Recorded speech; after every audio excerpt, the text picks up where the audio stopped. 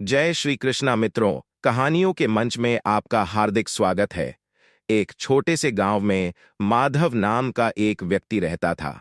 वह चोरी, झूठ और अन्य गलत कामों में पूरी तरह लिप्त था। उसकी माँ, जो बूढ़ी और बीमार थी, अक्सर उसे समझाती, माधव बेटा, यह गलत रास्ता छोड़ दे, नहीं तो एक दिन अपने कर्मों का फल जरूर भुगतेगा। लेकिन माधव हर बार यह कहकर टाल देता, मां, मैं ये सब इसलिए करता हूं ताकि हमारा पेट भर सके। अगर मैं यह सब छोड़ दूंगा तो हम भूखे मर जाएंगे।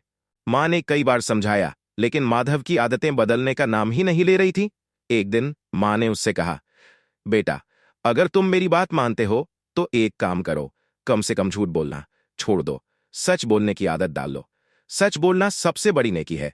मां के कहने पर माधव को थोड़ी शर्म आई और उसने मां को वादा किया, ठीक है मां, अब से मैं झूठ नहीं बोलूंगा, मैं हमेशा सच ही बोलूंगा। उसी राज्य का राजा अपने दरबार में सच्चे और ईमानदार लोगों की कमी महसूस कर रहा था।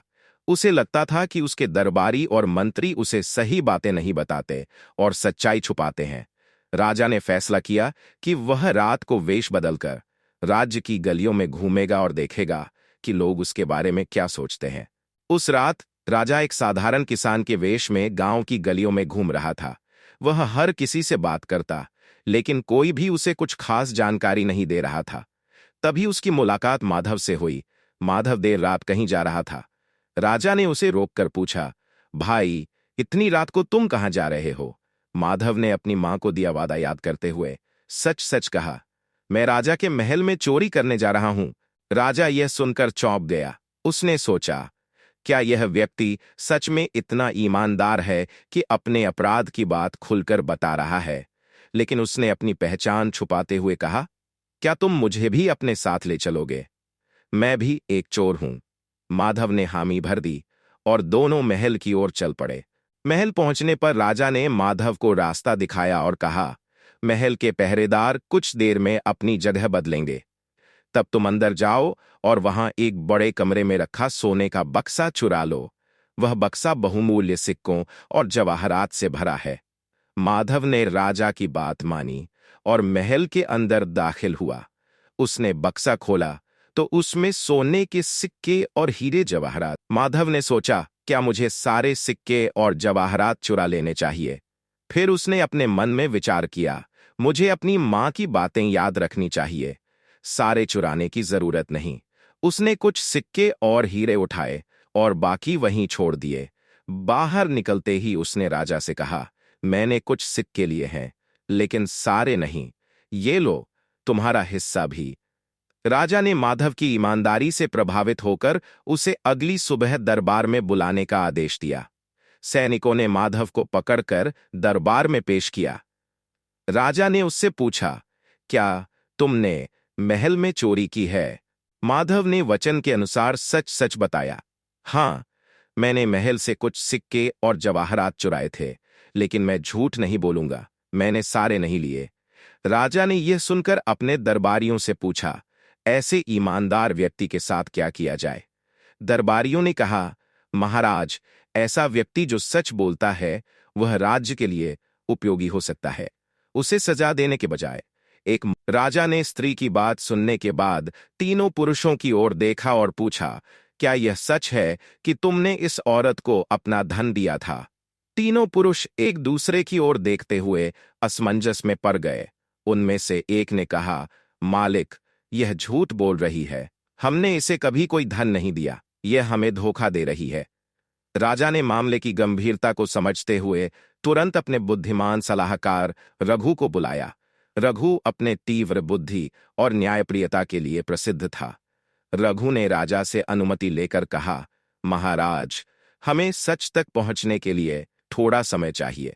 कृपया इन चारों को एक दिन के लिए अलग अलग कमरों में रखा जाए और इनके बयान अलग अलग लिए जाएं। मैं इस गुत्थी को सुलझाने का प्रयास करूंगा। राजा ने रघु की बात मान ली। चारों को अलग अलग कमरों में रखा गया। रघु ने तीनों पुरुषों और स्त्री से अलग अलग प्रश्न किए। उसने जानबूझकर पुरुषों से पूछा, तुमने अपना धन किस प्रकार की थैली में रखा था और उसमें क्या निशान था? पहले पुरुष ने कहा, थैली लाल रंग की थी और उसमें एक छोटा सा सोने का ताला लगा हुआ था। दूसरे पुरुष ने कहा, थैली काली थी और उसमें कोई निशान नहीं था। तीसरे ने कहा, थैली सफेद रंग की थी और उसमें एक सुनहरा धागा बंधा था। इसके बाद रघु ने स्त्री से पूछा, जब उन्होंने तुम्हें धन दिया तो थैली किस प्रकार की थी? स्त्री ने कहा, मालिक, थैली नीले रंग की थी और उसमें लाल धागा बंधा हुआ था। रघु को पुरुषों के जवाब में विरोधाभास समझ में आ गया।